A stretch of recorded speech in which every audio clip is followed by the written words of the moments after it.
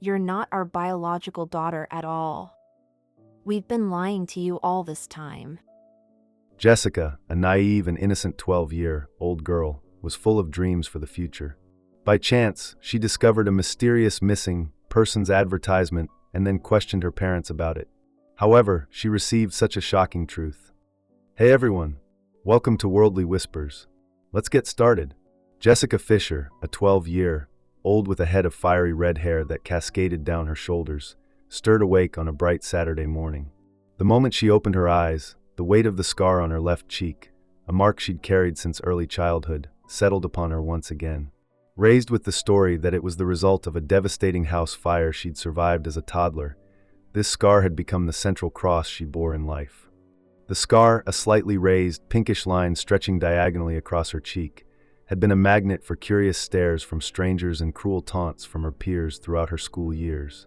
Each day was a battle against the unkind eyes of the world, leaving her constantly questioning why fate had chosen her for this visible burden. With a sigh, she swung her legs out of bed and made her way downstairs, the familiar sounds of home life greeting her. In the living room, her father, James Fisher, a man in his early 40s, was hard at work on a broken cupboard door. His kind, warm, brown eyes were fixed intently on the task, while his perpetual 5 o'clock shadow gave him a rugged yet approachable look. Every now and then, he'd glance up at Jessica, a small, affectionate smile playing on his lips as he watched his daughter. Jessica's mother, Catherine, having just completed her morning cleaning routine, was bustling about, getting ready to step out and fetch the mail and newspaper. Her dark hair was neatly pulled back in a ponytail, and she wore a simple apron over her casual clothes. Jessica, meanwhile, was seated on the couch, her fingers flying across her phone screen as she engaged in a lively text conversation with her best friend, Sophie. The world of teenage gossip and friendship seemed a temporary escape from the reality of her scar. When Catherine returned, arms laden with a stack of mail, magazines, and the daily newspaper, Jessica barely registered her presence. Catherine began sorting through the items on the coffee table. As she unfolded the newspaper, her eyes suddenly locked onto something, and her body stiffened. Her face paled, and without a word, she rolled up the newspaper and hurriedly tossed it into the kitchen bin. This odd behavior immediately caught Jessica's attention. "Mom, what's wrong?" Jessica asked, her curiosity piqued. Catherine quickly composed herself, offering a flimsy excuse about uninteresting news, but Jessica could sense that something was amiss. Just then, Catherine remembered that it was May 25th, a Saturday, and Jessica had a long, standing dermatologist appointment. Jessica groaned inwardly at the reminder. These appointments had become a monthly ritual, a constant reminder of the scar that she yearned to be free of. "How much longer do I have to keep going to these appointments?" she complained to her parents. "The scar is still there, and it feels like nothing's changing." James looked up from his work, his eyes filled with compassion. "I know it's frustrating, Jess, but the scar has been gradually smoothing out over the years. The dermatologist is doing all he can." Jessica, however, had been doing some research online and had come across the idea of cosmetic surgery. "What about cosmetic surgery?" she blurted out. "I've seen girls my age getting it, and the results are amazing." Her parents exchanged a startled look. James gently explained that she was too young for such a major procedure, and it was also prohibitively expensive. Catherine added that they needed to focus on her overall health and well-being rather than a quick fix. Jessica felt a wave of disappointment wash over her. She had hoped her parents would be more open-minded. Before leaving for the appointment, Jessica's curiosity about the discarded newspaper got the better of her. She returned to the kitchen to look for it, but it was gone. Her mother's strange actions were becoming increasingly perplexing. Shrugging it off, she gathered her things and headed out to the bus stop. As she walked, she couldn't help but daydream about a life without the scar. She imagined being able to go out with friends without feeling self-conscious, to take pictures without constantly angling to hide her face. The scar had become a prison, and she longed to break free. At the bus stop, she boarded the bus and took a seat by the window. As the bus trundled along, a group of kids from another school got on. Almost immediately, she felt their eyes on her, heard their hushed whispers. One of the girls pointed at her scar, and a wave of humiliation washed over Jessica. She turned her face away, focusing on the passing scenery. This was a familiar experience, one that she had endured countless times. The bullying and the stares had taken a toll on her self-esteem, but she had learned to put on a brave face. When she arrived at the dermatologist's clinic, she went through the routine check in process. The receptionist, a friendly middle-aged woman, informed her that the doctor was running a bit late. Jessica settled into a seat in the waiting area and decided to pass the time by looking through the newspaper she had bought earlier. As she flipped through the pages, her eyes landed on the missing persons section. There, in the corner, was a picture of a little girl that made her heart stop. The girl had the same fiery red hair as her, and her facial features were uncannily similar. The only difference was the absence of a scar on the girl's cheek. Jessica stared at the photo, a strange feeling of connection washing over her. She had never paid much attention to missing persons ads before, but this one felt different. It was as if she was looking at a part of herself that she had never known. Before she could dwell on it further, the doctor called her name. She quickly folded the newspaper and put it away, trying to push the thoughts of the mysterious girl to the back of her mind as she prepared for her appointment. Little did she know that this morning's events were just the beginning of a series of revelations that would turn her world upside down. Jessica left the dermatologist's office with a mix of emotions. The doctor's words about the slow progress of her scar treatment lingered in her mind, along with the image of the girl in the missing person ad. As she boarded the bus to head home, she couldn't resist pulling out the newspaper again and rereading the article about Jenny Clark. The details of Jenny's disappearance from an orphanage 10 years ago were engraved in Jessica's memory. The age, the red hair, and the overall resemblance were too uncanny to ignore. Jessica felt a strange connection to this girl she had never met. Without fully understanding why, she saved the contact number provided in the ad on her phone. When the bus reached her stop, Jessica stepped off and started walking towards her house. To her dismay, the same group of kids who had bullied her on the bus earlier were loitering on the sidewalk nearby. Their eyes lit up with malice as they spotted her. The leader of the group, a tall and mean-looking girl, sneered at Jessica. Well, if it isn't the freak with the scar," she taunted. Jessica's heart raced with a mix of fear and anger. She had endured this kind of bullying for far too long. Before she could stop herself, she lashed out. She grabbed a handful of the leader girl's hair and yanked hard. The girl let out a yelp of pain and surprise. In retaliation, one of the boys in the group stepped forward and punched Jessica right on her scarred cheek. The pain was intense, and tears welled up in Jessica's eyes. But she refused to show weakness. Just then, her father, James, who had been working in the front yard, heard the commotion. He rushed over and shouted at the group of kids. The bullies, startled by the sudden appearance of an adult, quickly scattered in all directions. James reached Jessica's side, his face filled with concern. "Are you okay, sweetheart?" he asked, his voice gentle but laced with anger. Jessica, unable to hold back her emotions any longer, threw herself into her father's arms and sobbed. James held her tight, stroking her hair and murmuring words of comfort. Back in the house, Catherine, who had heard the crying, came running. When she learned what had happened, her face turned pale with anger and worry. She hugged Jessica tightly, her eyes filled with tears. "I'm so sorry this happened to you, my dear," she said. After a while, Jessica calmed down a bit. She decided to tell her parents about the doctor's appointment. She mentioned the doctor's suggestion of alternative treatments like laser therapy. As she spoke, she noticed her parents exchanging a quick, worried glance. This made her even more curious. Then, Jessica remembered the pictures at the doctor's office, the ones that showed the progress of her scar over the years. She mentioned these to her parents, and suddenly her mother, Catherine, seemed to panic. "Pictures?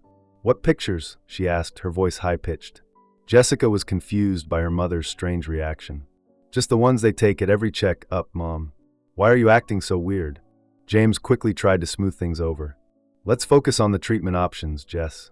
When the time is right, we'll look into these alternatives. But for now, we need to save up for your education, you know that." Jessica felt a pang of disappointment. She had hoped for a more positive response from her parents. Feeling frustrated and in need of some space, Jessica announced that she was going to her room. As she climbed the stairs, she heard her parents whispering in hushed tones, but she couldn't make out what they were saying. In her room, she flopped down on her bed and stared at the ceiling. Suddenly, she remembered the text she had sent to the number from the missing person ad. She wondered if there would be a reply. As she was thinking about this, there was a knock on her door. It was her parents. They entered the room with apologetic looks on their faces. Catherine sat on the edge of the bed and said, "Jess, we're sorry if we seemed a bit off today. We just want what's best for you." Jessica looked at them, still feeling a bit resentful. It's not just that, Mom. You've been acting strange all day, especially about that newspaper. Just then, Catherine noticed the corner of the newspaper sticking out of Jessica's bag. Her face paled, and she reached for the bag. "Where did you get this?" she asked, her voice tense. Jessica snatched the bag back. "I bought it at a kiosk near the doctor's office." "What's wrong with it?" James stepped forward and said, "Jessica, that newspaper has some content that's not suitable for you." Jessica was furious. "What? It's just a newspaper. You're both acting so secretive. I'm not a little kid anymore. I deserve to know what's going on." The argument escalated, and Jessica demanded answers. But her parents remained evasive. In the end, feeling defeated and alone, Jessica decided to call her best friend, Sophie. She told Sophie what had happened and asked if she could come over for a sleepover. Sophie agreed immediately, sensing that Jessica was really upset. Jessica packed a few things in her bag and went downstairs. She told her parents that she was going to Sophie's. Her parents offered to drive her, but Jessica refused. She was determined to take the bus on her own. As she walked out of the house, she felt a sense of relief, but also a growing sense of unease. She couldn't shake the feeling that her parents were hiding something big from her, and she was more determined than ever to find out the truth. Jessica got into her parents' car, still fuming over their secretive behavior. Her mind was a jumble of thoughts: the bullying, the doctor's appointment, the mysterious newspaper article, and her parents' strange reactions. As the car pulled away from the curb, she stared out the window, ignoring her parents' attempts at small talk. To her surprise, instead of driving towards Sophie's house, her parents took a different route. The familiar streets soon gave way to a more rural landscape. Jessica's suspicion grew. "Where are we going?" "This isn't the way to Sophie's," she said, her voice sharp with annoyance. Catherine, sitting in the passenger seat, turned around. "We thought we'd go on a little family trip, Jess. After the rough day you've had, we all need a break," she said, trying to sound cheerful. But Jessica wasn't buying it. She remembered the water her mother had given her before they left. It had tasted a bit odd. Now she wondered if they had put something in it to make her compliant. Before long, they arrived at a remote campsite in the middle of a dense forest. Jessica recognized their holiday camper parked there. Her parents led her inside, and she sat down on the small bed, her eyes filled with suspicion. James sat beside her, his face solemn. "Jessica, we need to talk. We know you saw the missing person article in the newspaper," he began. Jessica's heart skipped a beat. She knew something big was coming. Her parents then proceeded to reveal a truth that shattered her world. They told her that she was, in fact, the girl in the newspaper, Jenny Clark. They recounted a story of a trafficking ring and an orphanage. When she was 2, she had been kidnapped and, due to her scar, was considered damaged goods by the criminals. James and Catherine explained that they had always wanted a child, but couldn't have one naturally. In a moment of desperation, they had agreed to an illegal adoption. They had saved her from the kidnappers, or so they claimed, and raised her as their own.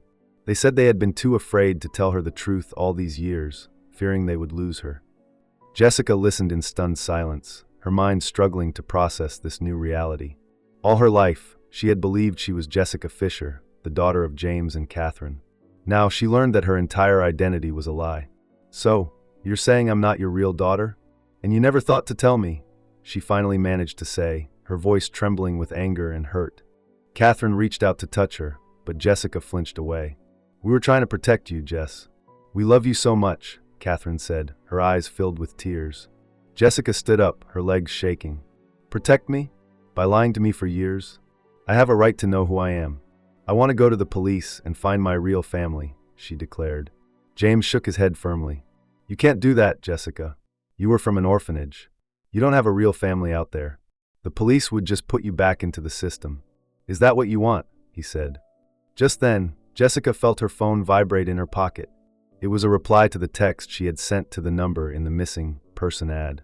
She quickly pulled out the phone, her eyes widening as she read the message. "Someone out there has been looking for me all these years. And you kept me from them," she said, her voice rising in anger. Panic flashed across James and Catherine's faces. Before she could react, James lunged forward and snatched the phone from her hand. With a furious look, he hurled it against the camper wall, shattering it into pieces. Jessica stared at the broken phone, her heart broken along with it. She couldn't believe what her parents, or the people she thought were her parents, had done. In that moment, she knew she had to get away and find the truth. Suddenly, there was a knock on the camper door. A gruff voice called out, "Hello? Is everything okay in there?" It was the campground owner. Jessica's heart leaped. This was her chance. She rushed to the door and wrenched it open. The cool night air hit her face as she stumbled out. "Please call 911. They're not my real parents. They kidnapped me," she cried out, pointing at James and Catherine. The campground owner, a middle-aged man with a weather-beaten face, looked shocked. He glanced from Jessica to her parents, who were now standing frozen in the doorway of the camper. Without hesitation, he pulled out his phone and started dialing. In a split-second decision, James and Catherine pushed past Jessica and ran into the forest. The campground owner shouted after them, but they were quickly swallowed up by the darkness. "Come on, let's get you inside. I'll call the police right away," the campground owner said, his voice gentle. He led Jessica to the campground office, where she sat in a chair, her body shaking. As the campground owner made the call, Jessica's mind was a whirlwind of emotions, anger, betrayal, but also a glimmer of hope. Hope that she would finally find her real identity and the family who had been looking for her all these years. She knew that her life was about to change forever, and she was determined to face whatever lay ahead. The campground owner, Mr. Thompson, quickly made the call to the police. In no time, the sound of approaching sirens filled the air. 2 police officers, Officer Martinez and his partner, arrived at the scene. Their serious expressions immediately commanded attention as they took in the situation. Jessica, still shaken, recounted her story to the officers. She told them about the newspaper article, the revelations in the camper, and how her parents had fled into the forest. Officer Martinez listened intently, jotting down notes. "Dispatch, this is Officer Martinez. We need additional units at the Whispering Pines campground. 2 suspects have fled into the surrounding forest. Requesting a search team and perimeter setup," he said into his radio. The radio crackled with a quick response, and soon, more police cars arrived. The officers then led Jessica to their car and drove her to the police station. The station was a bustling place, filled with activity. The smell of coffee and the hum of conversations filled the air. Jessica was taken to a small interview room. "Have a seat, Jessica. We just need to ask you a few questions," Officer Martinez said gently. Jessica took a deep breath and told her story again, this time in more detail. When she mentioned the text message she had sent to the number in the missing person ad, the officers exchanged a significant look. "You said you found this number in the newspaper?" Officer Martinez asked. Jessica nodded. "Yes, it was in the missing person section. There was a photo of a girl who looked just like me." The officer nodded and made more notes. The police then ran Jessica's name through their system. They found that there were indeed inconsistencies in her records before the age of 3, which supported her claim. "It seems your story checks out, Jessica," Officer Martinez said. "But we're sorry to say that according to our records, you and your sister were brought to the orphanage as very young children. There's no information about your parents. You were found abandoned on the street." Jessica felt a pang of sadness. She had hoped that uncovering her true identity would lead her to her real parents. Just then, another officer entered the room. "We've located and arrested Mr. and Mrs. Fisher. They're being processed now and will be brought in for questioning shortly," he reported. Before long, there was a knock on the door, and a young woman entered, accompanied by an officer. Jessica's breath caught in her throat. The woman looked so much like her, the same fiery red hair, the same green eyes. "Jenny," the woman whispered, her voice trembling. Jessica stood up. "Are you Samantha Clark?" she asked. The woman nodded, and in an instant, they were in each other's arms, hugging tightly. Samantha explained that she had been Jenny's older sister. She had been searching for her for years, and had placed those missing person ads in the newspaper. "I never gave up hope," she said, tears streaming down her face. "I always knew I'd find you one day." The officers then explained that they needed to conduct a DNA test to confirm their relationship. Samantha and Jessica agreed.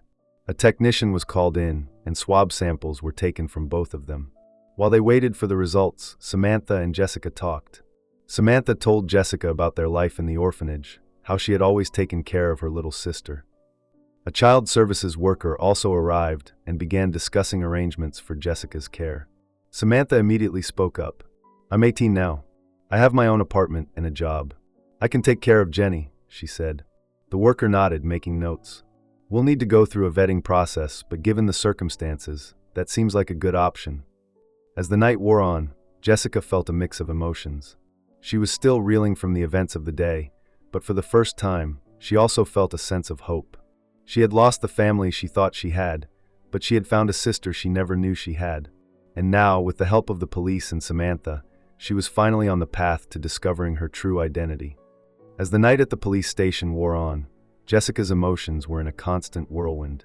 She sat in a small waiting area, Samantha by her side, both of them still trying to come to terms with the day's events. The fluorescent lights above cast a harsh glow, and the sounds of the police station, phones ringing, officers talking, and paperwork shuffling, seemed to echo in Jessica's ears. In one corner, she could see James and Catherine, the people she had known as her parents for so long. They were being led into separate interrogation rooms, their heads bowed in defeat. Despite the anger and betrayal she felt towards them, a part of Jessica couldn't help but feel a twinge of sadness. They had raised her, after all, and she had loved them as her own. But now she knew that their actions had been wrong, and she had to face the truth. Samantha reached over and took Jessica's hand, giving it a gentle squeeze. "It's going to be okay, Jenny. We're in this together now," she said, using Jessica's real name. Jessica looked at her sister, a mix of gratitude and uncertainty in her eyes. "I'm just so confused, Sam. I feel like my whole life has been a lie," she replied, her voice barely above a whisper. The DNA test results were expected soon, but Jessica and Samantha didn't need them to know that they were sisters. The resemblance was uncanny, and the connection they felt was undeniable. Samantha began to share more stories about their life in the orphanage. She told Jessica how, even as a young child, she had always looked out for her little sister. "You were so brave, Jenny. Even when things were tough, you always had a smile on your face," Samantha said, a fond smile on her own face. Jessica listened intently, trying to piece together the fragments of her past. She learned that they had been inseparable in the orphanage, and Samantha had been heartbroken when Jenny went missing. "I searched everywhere for you. I asked everyone I could think of, but no one knew where you had gone. I never gave up hope, though," Samantha added. As they talked, the child services worker returned. She had been on the phone, making arrangements and running background checks on Samantha. "Well, it seems that everything is in order. Samantha, you meet all the requirements to take temporary custody of Jenny. We'll need to set up some follow-up appointments and make sure that everything goes smoothly, but for now, you two can start building your lives together," the worker said with a warm smile. Jessica felt a glimmer of hope. For the first time in a long time, she felt like she had a future. She looked at Samantha and said, "Thank you, Sam. I'm so glad I found you." Samantha pulled her into a tight hug. "I'm glad I found you too, Jenny. We're going to be okay." The next few days were a blur. Jessica and Samantha moved into Samantha's small but cozy apartment. Jessica started the process of changing her name back to Jenny Clark officially. She also had to deal with the legal aftermath of her parents' actions. James and Catherine were facing serious charges, including kidnapping and fraud. Jenny visited the police station several times to give statements and answer questions. Each time she saw her former parents, she felt a mix of emotions. She knew they had made mistakes, but she also couldn't forget the love they had shown her over the years. However, she was determined to move forward. At school, Jenny faced a new set of challenges. She had to explain to her friends and teachers what had happened. Some were understanding, while others were shocked. But with Samantha's support, she was slowly adjusting. She made new friends who accepted her for who she was, scars and all. One day, as Jenny was looking through some old photos that Samantha had saved from the orphanage, she came across a picture of the two of them as little girls. They were smiling, their arms around each other. Jenny traced her finger over the image, a sense of peace washing over her. She realized that, despite the hardships she had faced, she was now in a better place. She had a sister who loved her, and she was finally starting to understand who she really was. As the days turned into weeks, Jenny's life began to take on a new rhythm. She was happy for the most part, and she was looking forward to the future. She knew that there would be more challenges ahead, but she was ready to face them. With Samantha by her side, she felt like she could overcome anything. The story of Jenny Clark, a girl who had lost and found her identity, was a tale of hope and resilience. And as she stood on the threshold of this new beginning, she knew that her life was finally on the right track. If this story touched you, show your support by liking and subscribing. Your encouragement helps us keep sharing memorable stories. Thanks for watching, and we'll catch you in the next one.